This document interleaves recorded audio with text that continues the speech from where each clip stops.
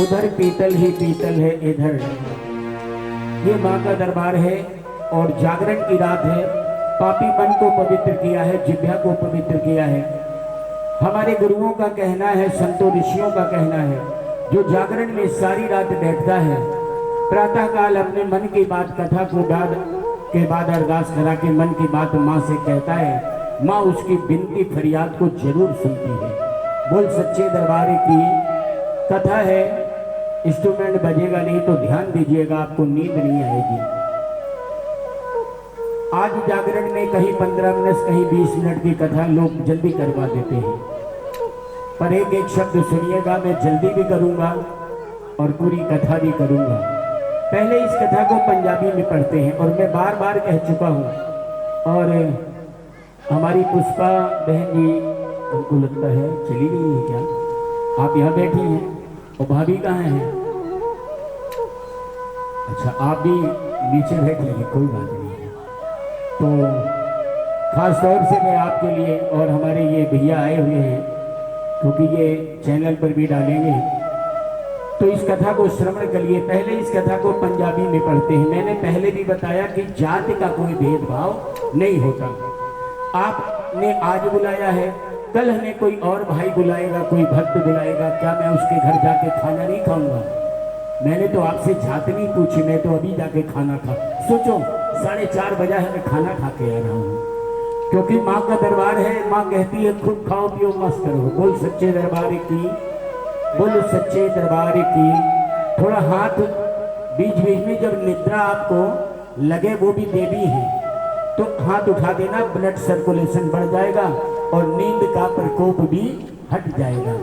शेरा वाली तेरी रहन जागांगे, जोता वाली तेरी रहन जागांगे। आज हमारे मधुर मोहन भैया ने पूरे परिवार के साथ माँ का जागरण रचाया है।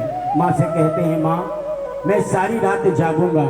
आपने एक डल दिया है, चावल, अक्षत, लौंग, इलायची, सुपारी, कुछ दक्षिणा, माँ का निमंत्रण।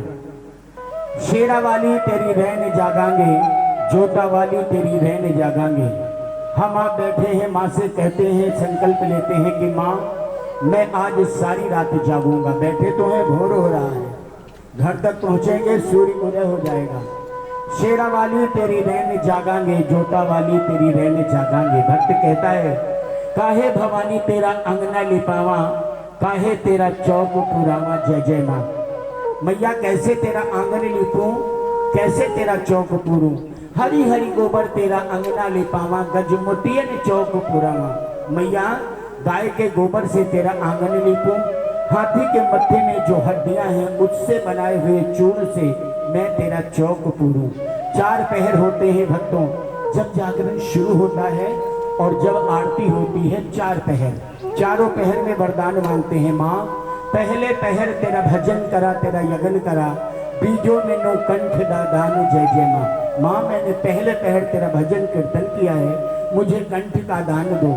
माँ जब मेरे गले में आवाज नहीं रहेगी तो मैं तेरा नाम कैसे लूंगा, भजन कीर्तन कैसे करूंगा। बोल सच्चे दरबार की।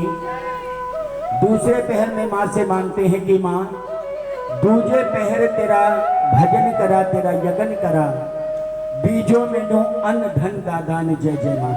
क्योंकि अन्न धन की बड़ी आवश्यकता है। देखो मुझे भूख लगी, जाके मैंने अभी खाना खा लिया, अगर ना होता तो कैसे। पर जो सच्चे भक्त हैं वो माँ से क्या कहते हैं, जैसे आप सब जागरण करा के बैठे हैं, ये सच्चे भक्त हैं। माता इतना दीजिए जामे कुटुंब समाए, मैं भी भूखा ना रहूं, कोई साधु ना भूखा।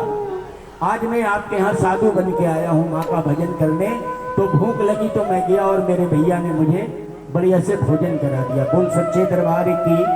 तीसरे पहर में माँ से हम आप सभी मांगते हैं क्या, नाम का दान। हर आदमी अपना नाम चाहता है, चाहे जैसे पेट की रोटी कम कर देते हैं, बच्चे को अच्छी शिक्षा देते हैं, क्यों, मेरा नाम रोशन हो, नाम के लिए। इसलिए माता पिता नाम भी रखते हैं। तो नाम ना हो तो पहचान नहीं होती है। चौथे पहर में हम आप सभी माँ से कहते हैं, माँ चौथे पहर तेरा भजन करा, तेरा यज्ञ करा, बीजो मैनू मुक्ति दादान, जय जय माँ। माँ मुझे मोक्ष का दान देना। जो इस युग में बहुत आसान है। सतयुग में बहुत मुश्किल था भैया। हेलो, सतयुग में बहुत मुश्किल था क्योंकि सारे लोग सच्चे थे। जिस क्लास में सारे बच्चे टॉपर हो, 100% वाले हों, तो टॉपर कौन होगा? सारे तो पढ़ते हैं अच्छा। सतयुग यानी सतयुग में सारे लोग सच्चे थे। और ये क्या है भक्तों? कलयुग। कलयुग केवल नाम आधारा, सुमिर सुमिर नर उतरे ही पारा। इस युग में, कलयुग में नाम का आधार है। कोई राम की पूजा करता है, कोई श्याम जी की, कोई हनुमान जी की, कोई बाबा भोलेनाथ की, कोई माँ दुर्गा की, कोई माँ काली की। जो जिसकी जैसे पूजा करते हैं उसी रूप में आकर के भक्तों का कल्याण भी करते हैं। बोल सच्चे दरबार की।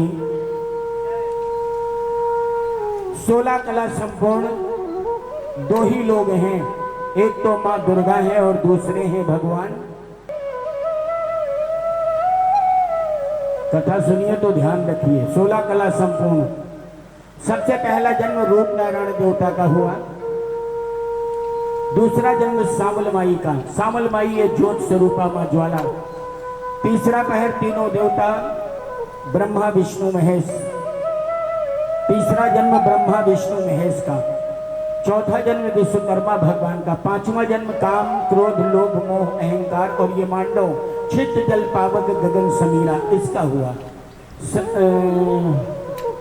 छठा जन्म भगवान सत्यनारायण का हुआ, जिनकी आज हमारे अपने घरों में पूजा की जाती है बड़ी श्रद्धा से। सातवां जन्म शक्ति ऋषि का।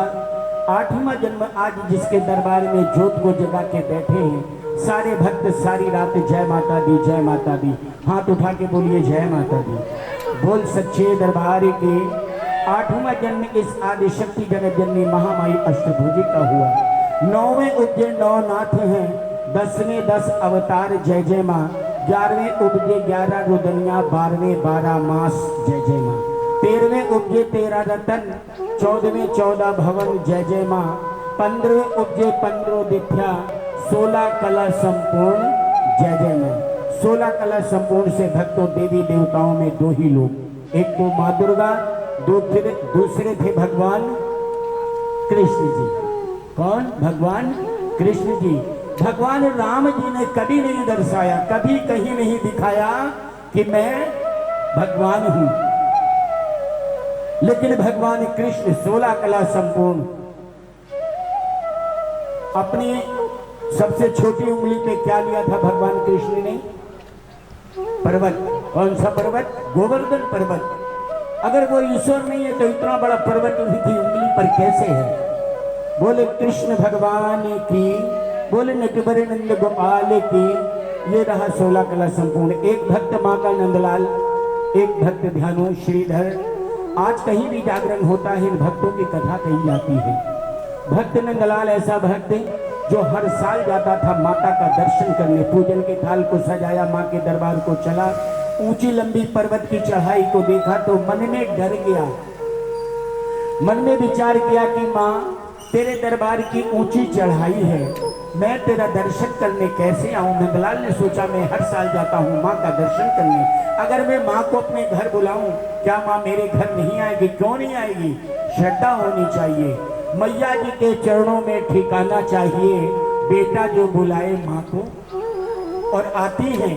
ये हमारी आपकी पापी निगाहें हैं, इनमें इतनी शक्ति नहीं है, हम पहचान नहीं पाते हैं। इसलिए भक्तों, किसी कवि लेखक ने लिखा है, तुलसी इस संसार में सबसे मिलिए धाय, ना जाने किस भेष में नारायण मिल।